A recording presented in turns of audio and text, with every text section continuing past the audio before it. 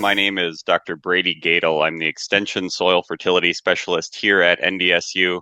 And over the next 25 minutes, my hope is to provide a big overview of our soybean fertility recommendations in North Dakota, and then weave in some of the recent research that we've been doing, along with some of the ongoing research we have to, one, show you where the data is coming from that we use in our recommendations, how we're weaving in both yield promotion and economic feasibility into our recommendations, and then also give you an idea of what's coming down the pipes uh, in respect to soybean research on the fertility side of the world.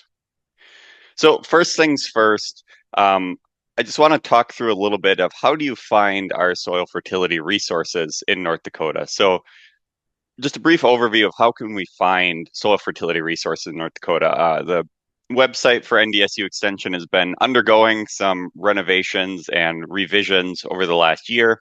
So some of the old links aren't working.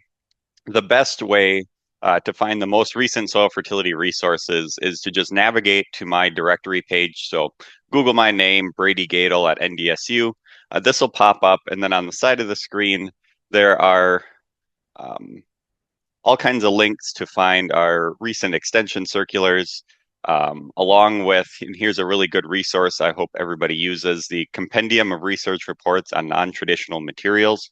So that's a really long name for essentially a repository for all the research that's done on what you could consider alternative products. So biologicals, seed treatments, anything maybe a little out of the ordinary in terms of traditional fertilizers. So a really good thing to check out, especially as we get into sales season and there's a lot of different products coming down the pipes. Not really applicable to soybeans, but also you can find all of the links to our nitrogen and potassium and gypsum calculators here as well. So shifting gears into the real content, when we think about fertilizing crops in North Dakota, N, P, and K are always the top three things that come to mind. Well, we know with soybeans, nitrogen's not necessarily a big deal when it comes to actual fertilizer application as much as P and K are. And the reason that we need to pay a lot of attention to P and K, especially in soybean systems in North Dakota, is when we start thinking about crop removal. So, as Mickey mentioned in her introduction, we've seen a huge influx of soybean acres across the state of North Dakota from the 80s up until now. And we have to recognize that this is fundamentally changing nutrient removal from our systems in North Dakota. So historically, as a wheat state, we were removing with an average crop based on today's standards across the state, 20 pounds of K, about 25 pounds of P from those rotations. Okay, so corn and canola and sunflower started moving in. Those removals were a little bit higher. But now we look at soybeans and corn, which is our prominent rotation across the crop or across the state, and we're removing incredibly high levels, especially of potassium in those systems. So about 55 pounds per acre of K are removed from those systems. About 30 pounds of P are removed. And unfortunately, in my travels across the state and my discussions, there's still a general feeling of soybeans can scavenge for the nutrients they need. With a lot of the trade disruptions and things that were going on this year, I was speaking to folks across the state asking, well, are you going to be removing soybeans from your system with the uncertainty? What other crops you're going to rotate to? And it seemed to be about, three times out of five, no, we're still going to grow soybeans on the farm. It's too profitable of a crop to take out. We don't have to fertilize it. Fertilizer is expensive. And as I'll talk about going forward here, soybeans do have lower critical levels for both P and K as it relates to other crops, but we still have to recognize we're removing those nutrients from the system, and that can become an issue for future crops down the road, or as I'll show in some of my pictures, for continued soybean production. And all of this relates back to the idea of the law of the minimum. Okay, so if we're removing high levels of K from the system, even though perhaps soybean intensive systems don't have that high critical level, eventually those soil test levels are going to get low enough that we're going to limit yield. Okay, no matter how good our weed control is, no matter how our pest management, no matter the type of varieties we're using, if we're not supporting those base fertility requirements, we're never going to reach that high yield potential and we're never going to be able to push state averages up even more. And unfortunately, our soil test levels across the state are starting to reach kind of those low stave areas there. So we're not going to be continuing to push those yields up until we address those kind of the weakest links in the chain. And really the first step to recognizing where those weak links are in our chain of production is to start with soil sampling. So this is a quote I use quite often from my friends up at AgVise Labs, that soil sampling just makes dollars and cents. We need to know what our fertility levels are in our field so that we can either apply or not apply nutrients and then try to make the best economic outcome we can. As it's quite often pointed out these days, fertilizer is very expensive. We want to be putting that fertilizer where it can be put to the best economic and yield promoting use. And through soil sampling is really the only way that we're going to figure that out. There's a lot of discussion and products and programs and such on the market to try to predict yield across fields or using various strategies. But really, it comes down to soil sampling is the only long-term research and proven way that we know to make good fertility decisions. It's the basis of all other fertility decisions, regardless if you're using some of these add-on programs. A good soil sampling strategy and good sample analysis is essential to this all. Without good soil sampling and soil sampling that's done in a timely manner, we can end up with these type of issues. So if you were attended this Getting It Right webinar last year, you may recognize this picture. I talked about it in depth about what was going on in the field, but really this was an issue of not soil sampling. This is a soybean intensive rotation. No soil samples were taken on this field, and what the farmer told me was at least 10 years. And we can see these areas that are yellowing off in the middle of the season. Production was very low on these areas of the field. And it all came down to a severe potassium deficiency across that field. We found our weakest link. This field had very good weed control, very low pest and disease pressure. Everything was being done right, except the soil sampling and the fertilizer application. So if we want to promote higher yields, we need to start with that base level fertility application. So little side comment here, diagnosing K deficiencies across the field. Here is an example of what we would call the haloing that'll happen. Now, this is a fairly severe deficiency. You can start seeing that wrinkling, but in a less severe deficiency, and you can see in the foreground of these pictures here, you'll just get that little bit of yellow happening along the leaf margin, and that's a telltale sign of potassium deficiency in the field. This picture is a unique situation. This is a late season deficiency. Typically, we'll see this yellowing occurring on the oldest leaves of the plant, the lower leaves. There's a few other things that play here physiologically that cause it at the upper leaf, but still was a K deficiency. How common are these K deficiencies across the state? Well, if we look at the most recent soil test summary data that came out of AgVise Laboratories, so this is aggregated data from all of the soil samples that they bring in based on region or zip code area, based on our critical levels for K in our production systems, we can see a significant amount of fields in North Dakota are below those critical levels, meaning critical level is critical for reaching maximum yield potential. Above critical level, the crop has everything it needs. Applying more fertilizer, in most cases, isn't going to gain us any more yield. But below that critical level, we're leaving yield potential on the table. Below that critical level, it looks like the field I showed on that previous slide. So we split our K critical levels up into two categories in North Dakota, and I'll talk about why we do that on the next slide. But if we look at, and for the most part, that 150 parts per million critical level, that would correlate to the center part of the state. So between 7, 16, 19% of those fields are below that critical level. Now, that doesn't seem like a really high number, but just 5 years ago, these were all single digit below critical level fields. So we've seen a significant increase in fields below that critical level just within the last 5 years. And all of these numbers are up a percent or two from last year as well. When we look at that 200 part per million critical level, we can think of that kind of more of the Red River Valley area. Almost 55% of our fields are below that critical level. And again, these are areas that have very high saturation of soybean production, very high removal of K in those systems. And not only is this going to hurt soybean production with a hidden hunger, but also all of the other crops we're going to have in our rotation.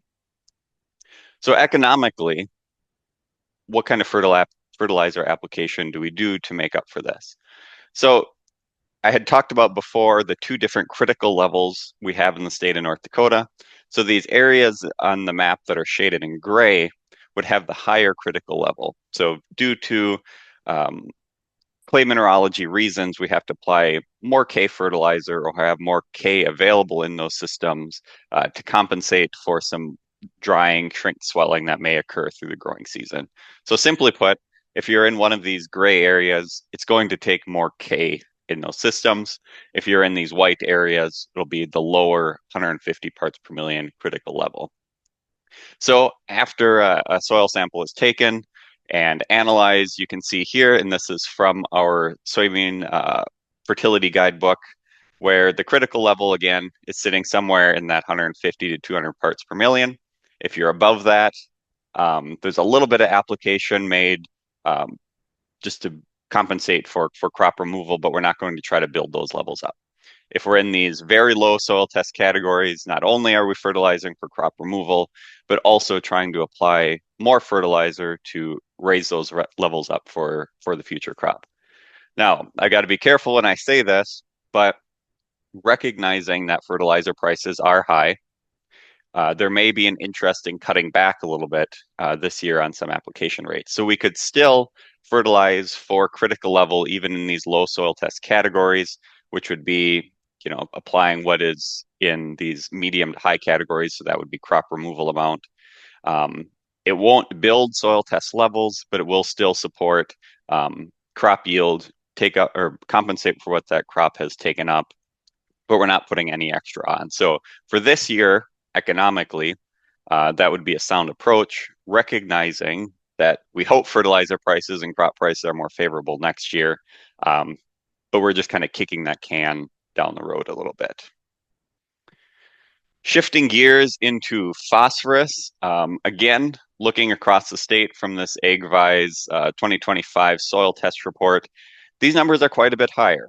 And they may look a little bit scary that 69, 72, 83% of the state of North Dakota is below that phosphorus critical level. Now, there's a few things I have to say about this critical level shown in the map. At 15 parts per million, that's what we would consider the rotational critical level. Okay, so that means all of the crops across the state of North Dakota, if we have our fields at 15 parts per million, we're going to be attaining those yields for all those crops. Soybeans, fortunately, have a little bit lower critical level. In our current recommendations, we said that critical level was 8 parts per million.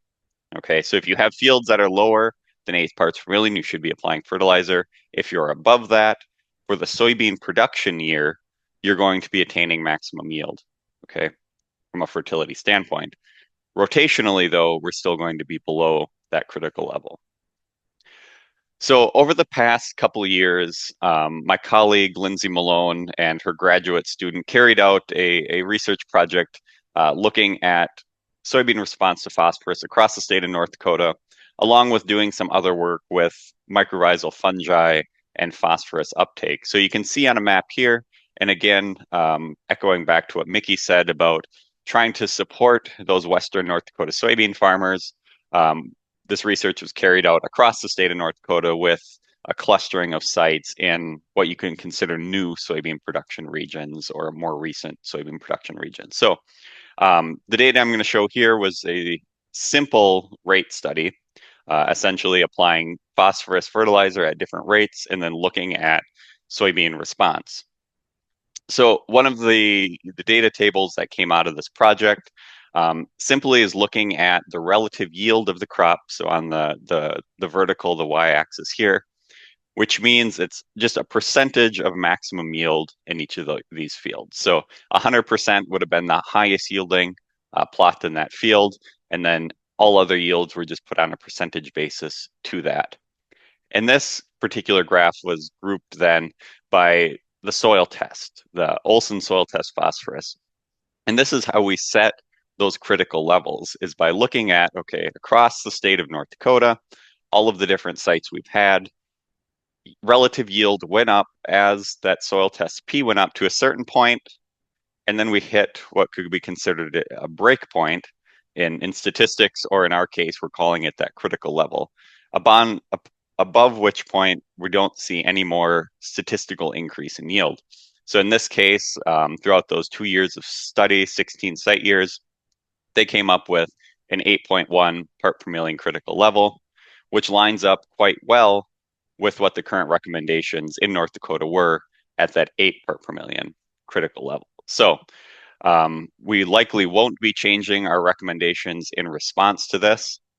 Fortunately, this study is supporting our current recommendations in North Dakota. So we'll be bringing this data in, but you likely won't see a lot of changes in our recommendations for soybean phosphorus going forward, because the study showed that what we're currently using is reflective of North Dakota cropping systems.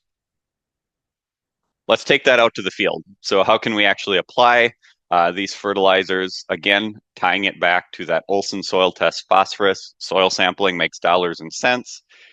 In relation to K fertilizer that we had talked about before, the application rates are quite a bit lower. Again, that critical level sitting at about 8 parts per million. If we're above that, we're not seeing any economic increase in yield from there. Below that, not only hoping to build up soil test levels, especially in these very low categories, but also making up for crop removal as well. Wrapping things up a little bit, and it's unusual. Typically, when I'm talking about other crops in North Dakota, I always start with nitrogen. That's what everybody is concerned about most. With soybeans, obviously, that's not one of our concerns. Okay, it is, however, a concern when it's too high. So remember that nitrogen is an aggravating factor for iron deficiency chlorosis, and the higher uh, nitrate levels that we have increases not only the incidence of IDC, but also the severity of it as well. Now, that's going on in one area of the state or an area in the field, but there's also discussion on should we be applying small amounts of nitrogen early in the season to the soybeans to give it the nitrogen it needs before those nodules fully develop. Okay, so the folks that are recommending this are somewhere in the 25 to 50 pounds of nitrogen per acre at planting. Research was done in Carrington and across the state, along with some of my colleagues in Minnesota and South Dakota. And while they did note some yield increase by applying that 50 pounds early in the season, in nearly all instances, the extra fertilizer cost more than the yield gain that we actually had. And that's only in fields that weren't then impacted by IDC as a result of those higher nitrogen levels.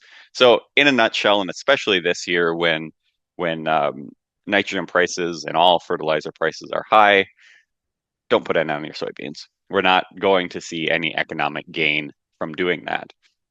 And another piece to this nitrogen puzzle, which is going to be particularly impactful this year, is looking at those residual levels of nitrate in our field. So again, some data from AgVi's labs. We can see residual nitrate following wheat. I'll talk about also following canola and corn here in future slides. But what we're looking at here is across the state, our median numbers are somewhere in the 30s, high 30s, low 40s pounds per acre of nitrogen at a 0 to 24 inch. Now, this lines up relatively close with past years, maybe 5 to 10 pounds higher. But what should catch your attention is looking at these categorical nitrate levels. So again, the median numbers fall somewhere in this 20 to 40 category, but there's a significant amount of fields across the state that have, 80 to 100 pounds of residual nitrate per acre. Okay. We don't have set guidelines right now in North Dakota for how much residual nitrate is too much, but our neighbors up in Manitoba do, and they're saying above 60 pounds of nitrate nitrogen per acre, you are going to see a yield loss in your soybeans, either related to reduced nodulation or the impacts of IDC.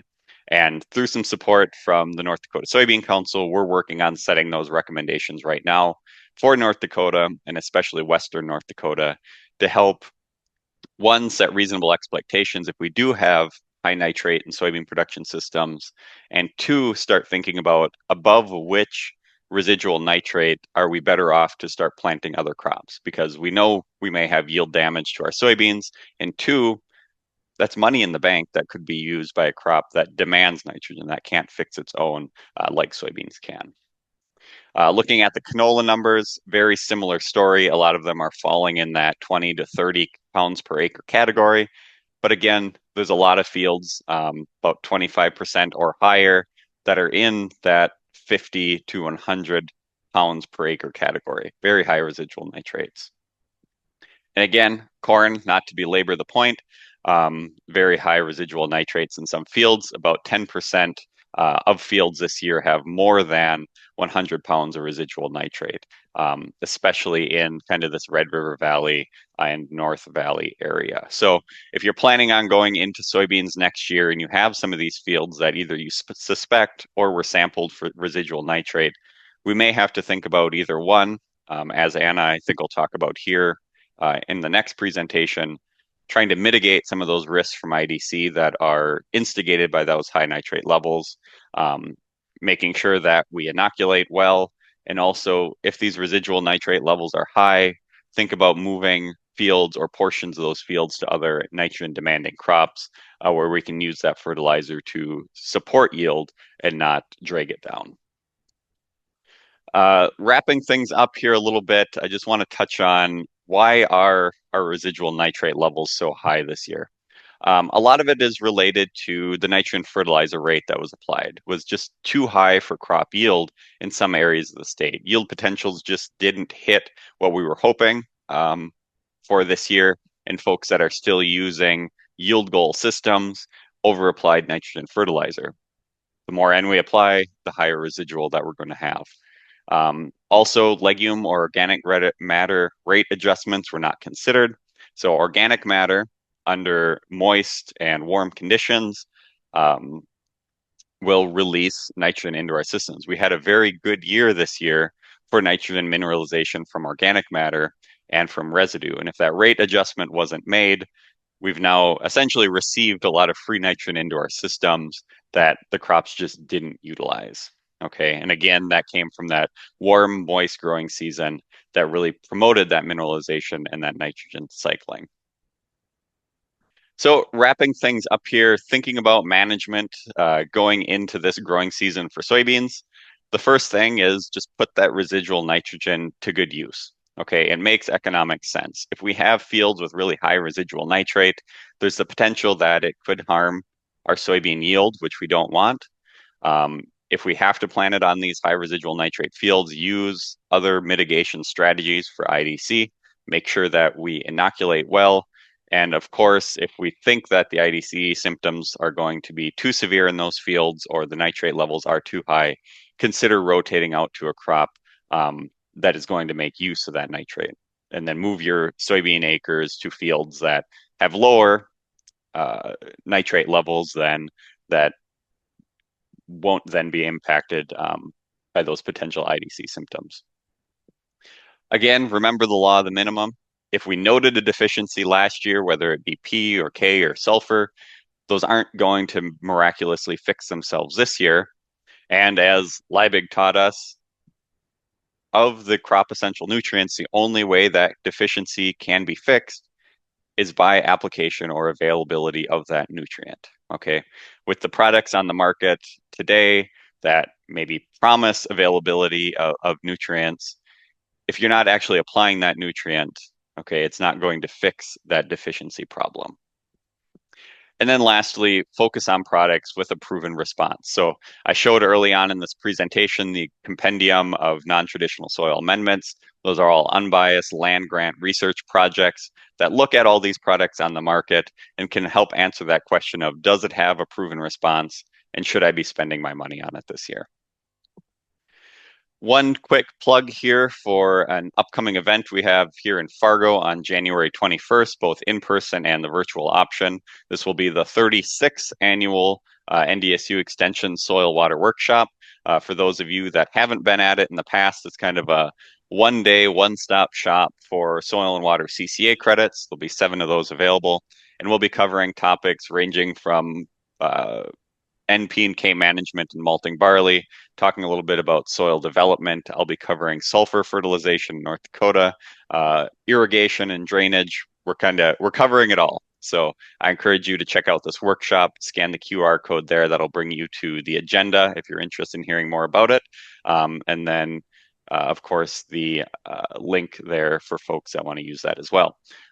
Unfortunately, I won't be able to stick around for the Q&A session coming up here after the next couple presentations, but feel free to reach out to me either through my email on the screen there. Otherwise, I can drop that into the chat as well. Feel free to reach out by that. Look me up on my directory page if you'd rather give me a call, and I'm always happy to answer your questions.